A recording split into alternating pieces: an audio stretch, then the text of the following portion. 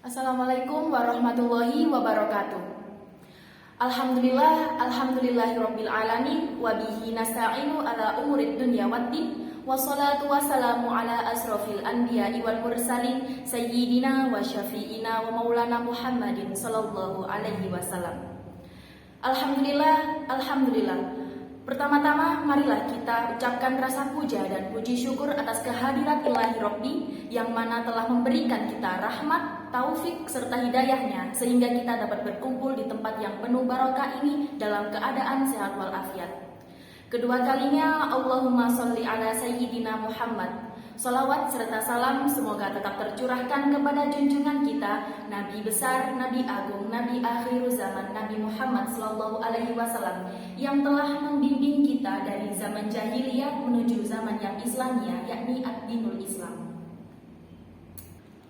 Pada kesempatan kali ini, di sore hari ini, saya sudah berada di tempat yang penuh barokah ini dan bersama tokoh yang mendirikan pondok pesantren. Silakan Abah perkenalkan. Terima kasih Mbak Lala ya. Panggilan akrabnya Mbak Lala. Iya Pak Lala. Oke, jadi pada sore hari ini sekitar pukul 15 kita berada di pondok pesantren Mazhabul Ilmi. Bahwasanya tujuan kita pada sore hari ini adalah tidak ada lain adalah bagaimana kita mengenalkan lebih luas pondok pesantren Mazhabul Ilmi di tengah-tengah kehidupan masyarakat. Nah, kalau boleh tahu apa ini pendidikannya di mana?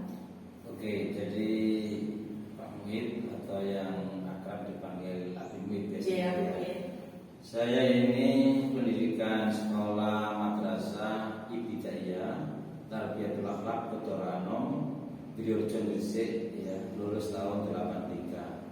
Kemudian setelah itu oleh orang tua saya, Ibu Nasuha sama bapak saya namanya Bapak Muhammad Khairon, itu memberikan uang kepada saya untuk bersekolah sambil mondok, yaitu di Jawa Tengah. Tepatnya adalah di Desa Meranggen, ya, Kabupaten Demak, Provinsi Jawa Tengah.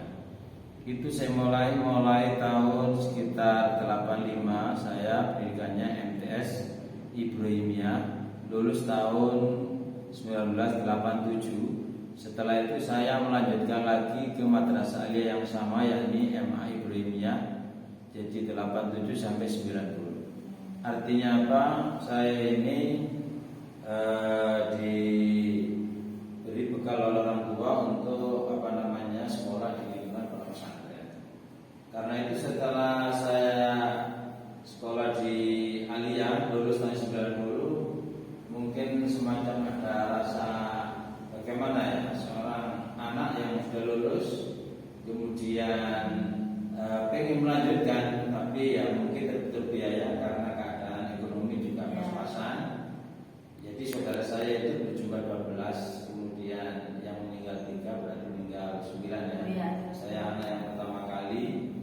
Kemudian saya sambil mengabdi di pondok pesantren Nizamiyah Pulau Sepanjang mulai tahun 90, 91 itu kemudian saya mengabdi ya di pondok pesantren Nizamiyah itu sambil kuliah di Sekolah Tinggi Ilmu Tarbiyah Taruna Surabaya.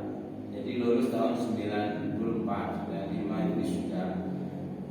Kemudian tahun berikutnya saya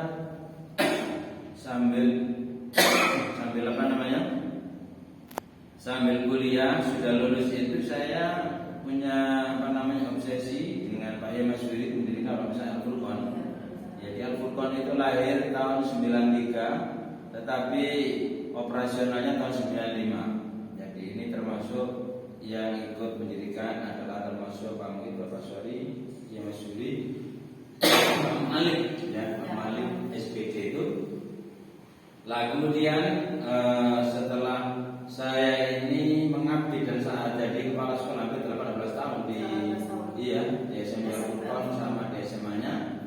Kemudian saya alhamdulillah tahun 2007 ini pengen kuliah lagi ke S2. Nah, yang tepat pada waktu itu saya kuliah itu di Komarudin Bunga, Sekolah Tinggi Agama Islam Komarudin Bunga. Itu ada S2-nya. Masuk 2007, kemudian kemudian lulus tahun 2009. 1 Juli 2009 saya wisuda. Kemudian sambil ngajar ya seperti biasa, sambil ngajar di ROC Surabaya. Karena ngajar di Al-Furqan juga di SMA, di SMP, ya. Pada waktu itu di Madrasatul Mu'allimah Islamiyahnya kalau malam. Lah setelah itu saya sambil ngajar di ROC Surabaya itu memberi ruang saya untuk memberi rekomendasi untuk melanjutkan ke program doktor di Sunan Ampel ya. Masuknya tahun 2010, lulus tahun 2014-15. Setelah itu saya di samping yang ngajar di ROC, alhamdulillah pada waktu itu ya di Komarudin itu ya lagi-lagi Allah memberikan ruang untuk bisa mengajar di IAI Komarudin mulai tahun 2015 sampai sekarang ini tahun 2022. Masya Allah. Ya, ini salah satu mungkin cita-cita orang tua saya, mungkin pengen namanya itu selalu mondok dan akhirnya mungkin keturutan. Apa bahasa Jawa ini keturutan itu supaya tercapai anaknya itu bisa ngajar di pondok pesantren dan di perguruan tinggi. Ya. Kemudian tahun 2016 ini saya mulai merintis pondok pesantren ini. Masih kecil tempatnya ya seperti satu kotak itu. Ya banyak tantangan. Ya tantangannya apa? Ya pokoknya nggak enak. Nggak enaknya itu kita sudah ada notaris tahun 2016. Tahun 2016 itu tanggal 2 Maret tahun 2016. Kemudian perubahan akta notaris tahun 2018. Sehingga dari perubahan itulah kita mendirikan sebuah lembaga non formal. Jadi di sini masih belum ada sekolah formalnya, lembaganya masih non formal. Apa itu? Kira-kira lembaganya adalah Madrasah Diniyah Takmiliyah Awaliyah. Ya, atau Takmiliyah Awaliyah. Jadi dengan banyak ujian dan cobaan yang berat. Ujiannya apa? Tantangan pondok pesantren ini. Yang pertama kita nggak punya modal apa-apa. Modal kita hanya doa. Betul ini. Saya ini nekat karena apa? Saya pengen ke depan. Karena saya ini mengajak anak-anak sini. Ini background apa yang menjadi dasar kami kok mendirikan pondok pesantren di desa Bobok, Kecamatan Menganti, Kabupaten Gresik. Jadi dusunnya itu Gantang Baru, RT 5 RW 02, Bobok, Kecamatan Menganti, Kabupaten Gresik, Provinsi Jawa Timur, Indonesia. Jadi apa maksudnya itu? Saya mengajak pondok dulu itu punya keinginan yang sangat kuat karena saya pegang juga pondok. Anak-anak sini kalau saya ajak pondok itu selalu sulit gitu. Jadi saya itu mengambil hikmah perjuangan ini kanjeng Nabi Rasulullah itu nggak pernah putus asa. Ketika Rasulullah dakwah di negeri Taif, Rasulullah bagaimana perjuangannya itu dilempari macam-macam dan hampir mirip-mirip saja. Jadi kita itu mendirikan pondok ini tantangannya berat. Jadi tertawai pertama ya banyak tantangan. Kalau saya itu sedih sekali awal-awal itu betul. Ini saya sudah alhamdulillah. Tapi saya tidak berhenti. Saya punya tekad pokoknya saya pengen ini ke depan untuk tinggalan saya dan istri saya. Jadi kebetulan ini tanahnya adalah ini wakaf dari mertua ya kepada istri saya. Kemudian saya sebagai apa istilahnya nadirnya, wakifnya itu istri saya Juliatin SE. Iya, jadi intinya itu dari situ saya ajak dulu keluarga ini juga ya sempat tanya-tanya awal-awal kok untuk apa? Tujuannya saya pikir begini, saya itu punya prinsip nih, daripada tanah ini tak gunakan untuk kos-kosan oleh duit tapi kurang barokah. Kurang berkah. Iya, artinya apa? Kalau kos-kosan dapat duit, tapi kalau pondok pesantren untuk mengaji, untuk mencerdaskan anak-anak bangsa, ya, terutama juga masyarakat dusun Gantang Baru, Kecamatan Menganti, Kabupaten Gresik. Artinya apa? Orang-orang lingkungan segini bisa ngaji bersama. Bahkan ini saya punya murid, alhamdulillah, murid ngaji tafsir Jalalain itu ada 5 anak dari perumahan. Ini aktif sekali tiap minggu pagi. Nah ini saya tambah semangat begitu. Iya ya jumlahnya ini sebetulnya itu jumlah anak-anak madrasah diniyah cukup lumayan sebetulnya. Cuma ya itulah ini lagi-lagi kita itu kendalanya belum ada sekolah formal begitu. Jadi madrasah diniyah ini masih madrasah diniyah takmil awaliyah. Itu izin mulai tahun 2016 Pak ya. Jadi sampai sekarang masih eksis, sudah ada pembaruan kemarin itu. Jadi sampai izin sampai 2026. Nah, kami beberapa minggu yang lalu saya itu mendirikan lembaga lagi, madrasah diniyah lagi, tapi wusta. Alhamdulillah sudah disurvei, tinggal menunggu izinnya. Kemudian yang ketiga pondok pesantren ini. Jadi pondok pesantrennya ini, masya Allah, ya namanya pondok pesantren. Satu keluarga itu dibanding bertertawai. Bahkan ya sebulan sengaja dulu ada ya pengawas dari Kemenak yang saya ingat itu, ya dulu kok menjadi sakota itu. Mari mau ditinggal nyingkir. Ya Allah, saya teringat. Inilah perjuangan saya awal-awal. Sangat berat, sangat sulit, banyak diketawain, banyak di apa ya? Ya nggak tahu ngatasi otak ekonomi pesantren. Mungkin pemikiran, tapi saya tekad. Saya intan surullah ya surullah. Jika kamu menolong agama Allah, pasti kamu akan ditolong oleh Allah. Itu prinsip dasar saya. Masih pamit sekolah sampai program dokter itu begitu. Walladzina jahadu fina lanahdihim subulana. Jadi sesungguhnya orang mencari ilmu itu insya Allah akan diberi jalan oleh Allah. Kan ada jalannya. Iya, saya buktikan. Pokoknya saya lulus itu yang namanya duit ya bisa bayar. Artinya kita nggak boleh putus asa. Ketika ada ujian seperti tadi, tambah semangat saya. Walah, ya Allah, muka-muka ini sampai paling bantuan.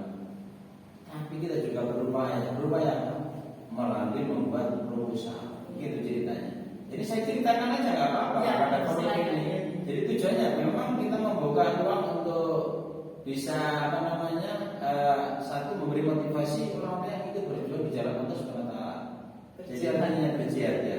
Jadi kemudian saya pikir tahun 2018 sudah ada madrasah diniyah, sudah ada muridnya sudah. Ya, 2018, 2019, 2020 Itu sudah ada muridnya. Sudah ada ajarannya. Pada awal-awal ya ada sekitar 20, 25 ya.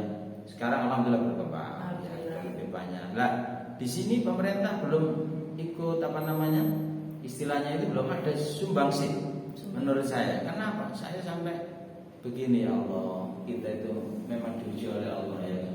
Untuk dapat bosda saja belum bisa. Padahal itu sudah operasi 3 tahun lebih. Akhirnya alhamdulillah, yaudahlah saya nggak mikir itu. Saya tetap berjuang. Saya tetap ingin mencari terobosan-terobosan baru. Ya, kadang-kadang itu mengajukan permohonan ke CV, ke PT, ya sudah. Dapat sedikit-sedikit terus kembangkan terus ya. Kemudian tahun 19 ini semoga ya. Tahun 2019 ini Masyarakat Ilmi ini alhamdulillah saya bersama Pak Suherman. Itu kira-kira saya ditelepon oleh Cak Rafiq. Cak Rafiq ini adalah teman dekat saya yang ada di Menganti, ahli berjuang, beliau takmir masjid Baitul Hamdi. Jadi Cak Rafiq ini telepon sama saya. Pak Dokter, tolong sampai buat proposal. Nah, proposal satu malam. Bener ini saya ceritakan apa adanya. Nggak ada yang saya tutup-tutupi. Akhirnya Carofik membuat telepon saya seperti itu WA. Carofik baik dengan saya. Kemudian saya ngebel sama Pak Herman. Pak Herman sampai datang ke rumahnya Abi Muhid. Malu ini juga. Itu sama Pak Mas Yudan. Pokoknya sampai Rinio sampai takon gawe proposal. Bu sampai gawe piro? Bu 500 juta, bu 300 juta terserah. Alhamdulillah 500 juta di Al-Furqan dapat 300 juta tahun 2020 Pak ya. Ngajukannya tahun 2019 dapat dari Gubernur Khofifah Indar Parawangsa. Alhamdulillah Khofifah ini saya ceritakan di sini nggak apa-apa, nanti barangkali Khofifah lihat tuh ya perjuangannya Pak Muhid ini yang mendirikan pondok pesantren ini dengan berbagai kesulitannya diberi jalan oleh Allah lewat Cak Rafiq. Cak Rafiq kemudian dititipkan sama Cak Rahmat Gresik. Nah, saya mengajukan, sebetulnya sudah ada gambar ini Pak. 2017 sudah saya gambar nominalnya sekitar 2,7 M, berarti 2 miliar 700 juta. Ya, saya buat di proposal saya tulis 3M, kurang lebih seperti itu. Kemudian ada berita, alhamdulillah bersama Al-Furqan itu. Kemudian yang miliknya Pak Muhid ini, loh, jelas saya dipanggil Carofik sama Caroman. Kemudian Pak, proposal sampai alhamdulillah diasisi oleh gubernur. Berapa nominalnya? 750 juta rupiah. Alhamdulillah. Inilah Allah memberikan jalan keluar lewat terobosan-terobosan semacam itu. Jadi kita nggak boleh putus asa. Jadi jalan Allah pasti Allah itu akan memberikan ruang kepada kita. Maka kita nggak boleh. Iya, tujuan kita baik. Tujuan kita adalah untuk syiar Islam. Ya, tujuannya nggak ada niatan apa-apa. Jadi bagaimana masyarakat sekitar Nantang Baru ini adalah bisa mengenal nilai-nilai pesantren, bisa mengenal nilai-nilai aswaja, bisa mengenal bagaimana bermadzhab yang baik, ya kan? Bagaimana kita mengenal aswaja kepada mereka, sehingga kita nggak boleh putus asa. Ya, awalnya tadi yang tempo awal-awal saya di sini itu saya ajak pondok Jawa ini, pondok saya Al-Furqan, ya nggak ada yang mau. Memang yakin masyarakat sini rata-rata biasanya setelah pendidikan hanya menikahi, mereka ya sudah nikah. Ya, terus memang cita-cita kadang-kadang masyarakat di sini memang pikirannya masih sebatas itu. Tapi lama-kelamaan, alhamdulillah sudah ada mulai kesadaran. Buktinya apa? Saya membawa dua setelah lulus SMA anak sini, namanya Muhammad Lazim yang sekarang jadi guru di sini Pondok Pesantren Majlis Ilmu. Itu saya daftarkan ke sekolah tinggal Ar-Rasyid Surabaya. Kemudian saudara Liu ini juga begitu. Jadi saya nggak bisa langsung itu di sahabatnya Rasulullah. Kalau nggak kena bapaknya, kena anaknya. Gitu maksudnya, bukan kena dinikahkan, bukan begitu maksudnya. Maksudnya dikenalkan di dunia pesantren. Ya, artinya apa? Bahwasanya kita itu cita-cita kita. Saya yakin kalau cita-cita itu baik, pasti dikabulkan oleh Allah. Akhirnya bagaimana itu? Setelah bantuan gubernur 750 juta rupiah itu, ya kita wujudkan ini. Jadi ya kita wujudkan ini ruangan-ruangan ini ada 4 ruangan, alhamdulillah. Lantai 1 ya, yaitu ruangan apa itu? Ruangan santri, ruangan pembelajaran, musola, kemudian ada WC itu. Nah, itu tujuannya juta, Pak. Jadi nguruknya ini 100 truk.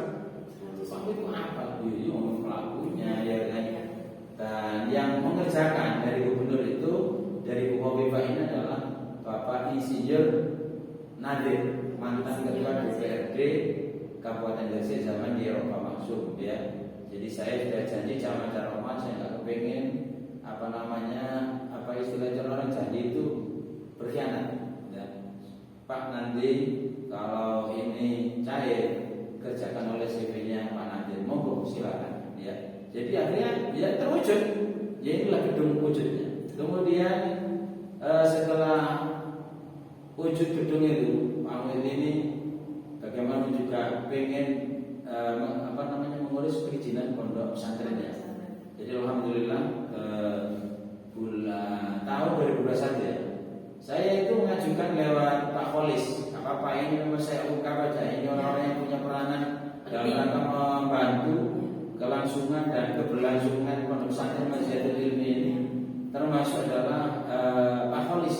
Pak Kholis itu teman saya, aktivis sebagai sekretaris MPJ Kecamatan Menganti Kabupaten Gresik bersama Yai Idris ya. Apa Idris kalau saya panggil Abi Idris ya kan. Nah, Pak Kholis ini memberikan contoh proposal kepada saya. Akhirnya saya proposal ini saya seriusi, saya kerjakan dengan Mas Bulu ya, alhamdulillah. Setelah proposal ini selesai, kemudian saya kirim ke Pak Kholis lagi, dimintakan tanda tangan ke pengawas PAI Bapak Kiai Miftahul Huda Menganti. Alhamdulillah dengan izin itu ya Pak Miftahul Huda sebagai pengawas ya dinaikkan ke PD Pontren Kabupaten Gresik ya. Banyak ya lika-likunya, banyak perjuangannya. Setelah PD Pontren turun ke lapangan melihat kondisi Setelah bangunan itu yang pertama itu di sebelah utara itu. Ya. Nah, itu bangunan baru itu termasuk alhamdulillah 1 minggu diproses setelah turun ke lapangan. 1 minggu lagi dibawa ke provinsi karena izin online. 1 minggu, kemudian 1 bulan, hampir 1 bulan, bulan Oktober itu tanggal 27 saya ke Jakarta. Alhamdulillah dengan ke Jakarta saya nggak punya kenalan siapa-siapa, ditolong oleh Bapak Heri. Ya, Bapak Heri adalah PD Pontren. Ya, PD Pontren di Jakarta, Kementerian Agama Republik Indonesia. Jadi Pak Muhid dengan biasa, Pak Muhid kan ngurus perizinan mulai dari Al-Furqan sampai sini. Ya itulah mental baca. Mental baca itu kalau mau suka berisi. Pokoknya untuk perjuangan agama, untuk apa yang bisa kita bantu, bukan apa yang bisa kita peroleh. Ya, apa yang bisa kita bantu, apa yang bisa saya perjuangkan. Itu misi bahasa saya untuk kepentingan umat. Makanya tahun 2021 alhamdulillah saya juga terus melakukan terobosan, minta duit sama DPRD Gresik. Siapa itu? Pak Mujid. Iya, Mujid ini orang PDI, wis gak peduli Pak PDI, Pak PKB, Pak P3, Pak apa saja, Pak Golkar. Saya ini penting untuk perjuangan. Ya kebetulan Pak Mujib adalah orang saya kenal baik, alhamdulillah dapat bantuan sekitar 50 juta rupiah untuk pembangunan kantor Yayasan Pondok Pesantren Masyarakat Ilmi. Nah ini untuk 2023 saya sudah ngajukan lagi. Saya masih diberi ruang. Iya, diberi ruang oleh beliau. Ya Pak, ajukan lagi. Ya alhamdulillah. Dari sini aku pengen Pondok Pesantren ini nanti akan bisa berkembang jika Pondok Pesantren ini ada lembaga formalnya.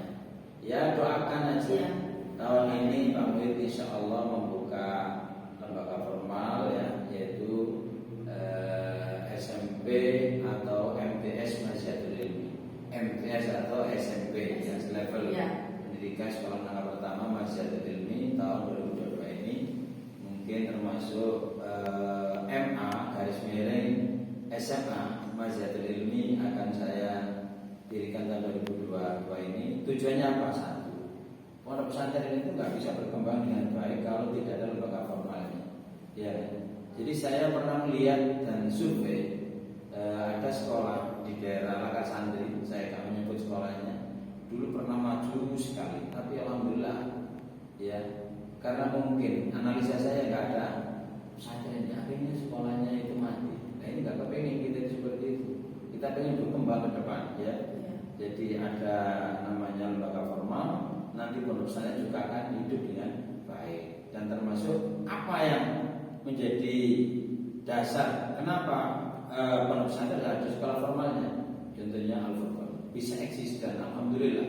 Pada waktu saya menjabat kepala sekolah pertama itu muridnya sekitar 160. Al-Furqan SMP yang pusat itu sekarang dipimpin oleh Ustaz Bapak, alhamdulillah hampir 350. Kemudian lagi ada SMP unggulan yang berciri khas takfid ya kan di KPD itu ya, dan sekolah-sekolah yang lain banyak lah.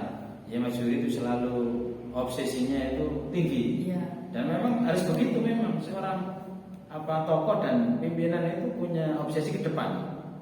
Karena itu maka saya yakin ya seperti sekolah-sekolah lain hampir sama. Jadi problemnya sama. Artinya kalau sekolah itu ingin baik dan ke depan itu perkembangannya bagus ya harus ada sekolah formal. Hari Minggu kemarin saya mau ada dan mau menyaksikan pelantikan pengurus cabang Nahdlatul Ulama di pondoknya Ibu Rin ya di Suci. Saya kedatangan tamu ya dari teman akrab ngajar di Anidomi yang Kelapa Sepanjang. Kemudian teman saya di Mondok. Iya, bukan. Di Anidomi yang Kelapa Sepanjang itu saya mondoknya kan di Semarang. Saya tempat mengabdi di pondok ya, itu ada Ustaz Zainuddin. Saya itu mau berangkat, tiba-tiba Ustaz Zainuddin datang ke sini. Yang namanya teman dan Ustaz Zainuddin tinggal pergi kan kurang etis ya kan. Akhirnya saya temani mungkin sekitar 30 menit. Kemudian beliau bilang, Pak, saya pengen mendirikan lembaga formal. Ayo kita sharing, kita berbagi.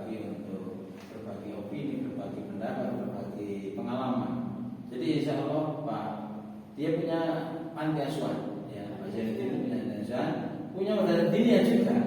Tapi ya begitu perkembangannya ya namanya santrinya atau siswanya itu naik turun, daya hari apa begitu ya, memang itu sama seperti problemnya di pondok pesantren Mambaululu itu Doraemon yang baru. Ya.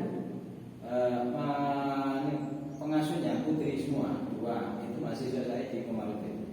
Jadi mahasiswi saya di Komarudin, kakak dan beradiknya itu. Saya tanya gimana panjenengan ini perkembangan pondoknya? Iya Pak, saya benar. Jadi nggak ada sekolah formalnya, dia agak kurang cepat. Nah itu termasuk ya seperti itu kira-kira. Itu mungkin apa yang saya sampaikan ini, ya semoga Allah SWT memberikan jalan yang terbaik, jalan untuk menuju perkembangan yang lebih baik ke depan. Bagaimana? Apa namanya? Baik, untuk bagaimana untuk perkembangan kedepannya Pondok Pesantren Naziatul Ilmi ini, Pak? Naziatul Ilmi, Ya. saya teruskan Pondok Pesantren Naziatul Ilmi. Jadi insya Allah Pak Mir ini kan sudah punya keinginan ya kan, muka-muka ini menjadi apa namanya timbalan jariah kita. Jariahnya terutama mertua saya, ya mertua saya itu Bapak Haji Yati, ya yang laki, yang perempuan adalah Hajah Lani, ya anaknya pertama namanya Hajah Yuliatin, istri saya, istri tercinta. Istri tercinta. Ini ke depan kalau saya ingin membeberkan ini yang ingin saya apa namanya jadikan ya lembaga menjadi kebanggaan masyarakat di Sambogo ya. Jadi moga-moga jariahnya Pak Muki itu jariahnya Pak Jiyati, Pak Jalani, Bu Yuliatin, termasuk ayah saya yang tercinta yang sekarang sudah tidak ada lagi, yaitu Bapak Muhammad Khairon. Ini kan juga backgroundnya background pesantren. Jadi memang saya itu punya pikiran Pak Mu itu selalu ada di dunia pesantren. Mungkin Allah mentakdirkan saya mungkin ya ada di dunia pesantren. Jadi saya ngajar di Al-Furqan Dirjo, Al-Furqan Pondok Pesantren NU, Al-Furqan NU Dirjo juga di Pondok Pesantren. Kemudian di IAI Komarudin itu juga Pondok Pesantren Komarudin. Kemudian lagi juga sekolah tinggi Ar-Rasyid Surabaya itu juga Pondok Asmiyah, pondoknya Yai Sodri. Ya. Lah, akhirnya saya punya pikiran-pikiran ini bagaimanapun juga ke depan ini perlu mengenalkan pondok pesantren di lingkungan khususnya Desa Bogo. Ya, Desa Bogo, Kecamatan Menganti, Kabupaten Gresik, Provinsi Jawa Timur, ya Indonesia. Nah, artinya apa? Ke depan ini harapannya kita moga-moga pondok ini eksis di yaumil qiyamah. Maksudnya masyarakat nanti bisa tahu, oh ya Al-Furqan yang dulunya ya dirintis dengan susah payah, moga-moga ada manfaatnya untuk khususnya masyarakat Bogo ini. Jadi nanti bisa siapa saja bisa mengajar di sini. Ya. Yang penting kan punya kualifikasi yang baik. Jadi bagaimanapun juga pondok pesantren juga harus ada ngaji kita. Makanya di sini ya kitab-kitab kecil yang kita kaji, kita tilawah, Arba'in Nawawi, kemudian Ta'lim, kemudian lagi ya Tarul Hadis, ya Tareh, ya Abdul Jabbar itu, kemudian juga saya mencoba tadi yang saya sebutkan 5 istilahnya santri yang ngaji, dia tanpa mondok, ya setiap minggu. Jadi Sabtu itu ada 5 santri dari perumahan itu begitu. Saya mencoba untuk mengaji tafsir Jalalain. Jadi tujuannya apa ya? Memang memberikan ruang siapapun boleh ngaji di sini. Nah, hanya masyarakat sekitar sini bisa perumahan itu Bulaan, perumahan yang ini Prabu Nasri, kemudian perumahan yang sekitar itu Thomas. Jadi artinya apa? Ya itulah mungkin tujuan dan cita-cita saya ke depan ya mungkin pondoknya harus lebih berkembang. Ya, santrinya juga harus banyak ya. Karena apa, sudah ada yang resmi dari Kementerian Agama. Jadi makanya kalau kemarin saya sedih ada berita pondok pesantren yang miring ya, di mana itu kemarin di daerah Bandung itu kita sedih sekali. Jadi kita nggak usah ikut-ikutan. Saya yakin pondok pesantren yang baik dan benar itu banyak, ya lebih banyak. Jadi kalau itu ada pondok atau bukan pondok ya, tapi ngaku pondok, yaitu mungkin oknum saja. Jangan sampai itu menciderai nilai-nilai pesantren yang sudah dirintis oleh Mbah Hasyim Asy'ari. Jadi kenapa ada pondok pesantren? Ya karena ada Mbah Hasyim Asy'ari, ada Wali Songo. Jadi itu perjuangan kita, makanya ini Mazhabul Ilmi itu ada 9 bintang. Itu menunjukkan dan menandakan perjuangan Wali Songo ini kita apresiasi. Jadi apa maknanya bintang 9? Kalau sampai boleh tahu, saya sering nyampaikan ke anak-anak ketika acara swasta, ya kan? Jadi yang atas itu adalah bintang atas itu Rasulullah Muhammad SAW. Jadi yang keempat dari sekeliling Rasulullah itu bintang ada 4 itu para sahabat, Abu Bakar As-Siddiq, Umar bin Khattab, Utsman bin Affan, dan Ali bin Abi Thalib. Yang bawah bintang 4 itu adalah menunjukkan perjuangannya siapa? Ada Imam Syafi'i, Imam Hambali, Imam Hanafi, dan Imam Maliki. Artinya apa? Komplit. Ya. Jadi artinya kalau ditotal semua bintang 9 Wali Songo, makna yang atas yang 5 itu yang tengah adalah Rasulullah Muhammad didampingi oleh para sahabat 4. Di bawah ada namanya imam yang mengarahkan kita, ya kan? Bagaimana juga kita beragama ya, berakidah Ahlussunnah wal Jamaah. Apa itu? Sering disampaikan kepada para santri, para mahasiswa. Ya, kebetulan saya juga di Komarudin dikaji mata kuliah Aswaj An-Nahdliyah, kemudian juga kebijakan politik pendidikan nasional, kemudian lagi pemikiran pendidikan Islam. Kemarin ada kapitas kitab pendidikan Islam. Nah, ini mendasari kita harus tahu mana bintang itu. Jangan sampai kita nggak tahu. Nah, oleh karena itu, itulah harapan Pak Muin ke depan. Ya, moga Allah Subhanahu wa taala memberikan jalan yang terbaik, memberikan dengan permohonan ya, kita itu moga-moga Allah memberikan jalan yang dimudahkan oleh Allah. Dimudahkan jalannya ya. Masyarakat akan tahu nanti, oh ya ini loh sekolah ya MTS atau SMP Mazhabul Ilmi, ini loh ono MA atau SMA Mazhabul Ilmi. Itu mungkin. Jadi kalau anak-anak yang baca buku saya yang Aswad An-Nahdliyah itu terbitan CV Mazhabul Ilmi.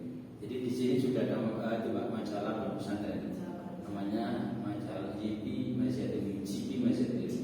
Ini banyak juga menolong para dosen-dosen yang mengurus cabang, terutama juga dosen Komarudin yang nggak punya jurnal-jurnal itu. Alhamdulillah kita tolong di jurnalnya Pondok Pesantren Mazhabul Ilmi, dan itu alhamdulillah cabangnya sudah keluar hampir 23 dosen kemarin. Ya, itu mungkin salah satu bisa kita rasakan manfaatnya untuk kepentingan siapa? Ayo, kepentingan itu loh mungkin sedikit wawancara sudah kita pada juga ini. Penutupan. Alhamdulillah teman-teman, sungguh besar perjuangan tokoh di Alhamdulillah teman-teman, begitu besar perjuangan tokoh di sebelah kita, yaitu Dr. Haji Abdul Muid SAG MPDI. Bagaimana perjuangan beliau mulai dari awal sampai mendirikan pondok pesantren Mazhatul Ilmi. Oke teman-teman, inilah wawancara kita pada sore hari ini. Saya selaku pembawa acara, saya mohon maaf apabila ada salah kata. Cukup dari saya, dan mungkin ada tambahan lagi. Kalau statement terakhir ya, apabila ada yang kurang berkenan dalam wawancara hari ini, mohon dimaafkan. Namanya kita banyak hilang. Namanya manusia. Ya, itu semoga Allah Subhanahu wa taala memberikan jalan yang terbaik, memberikan ruang dan santri yang banyak ya. Termasuk ini adalah bagian dari perjuangan saya ingat perjuangan selalu ditanamkan oleh bapak saya, Bayi Abdul Rohim, ya kan. Itu Bayi saya, Nyai Halimah, semuanya itu termasuk ayah saya sendiri, ya Muhammad Khairan, ibu saya Dewi Nasuha, ya perjuangan saya dari mertua saya Haji Yadi dan Haja Lani, termasuk istri saya tercinta Haja Yuliatin yang mendampingi saya sampai sekarang hampir 22 tahun ya. Alhamdulillah, itu kalau tidak ada backing dari istri nggak bisa ya ini terwujud. Semuanya kerjasama yang baik. Mungkin itu saja dari saya, cukup sekian. Kami akhiri. Wallahul muwaffiq ila aqwamit thoriq. Assalamualaikum warahmatullahi wabarakatuh.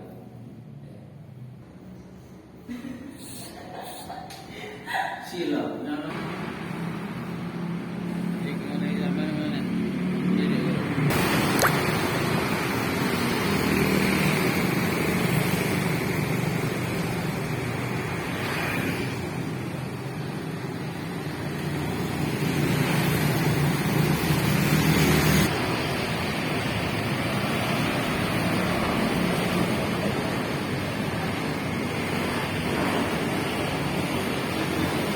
Ikange.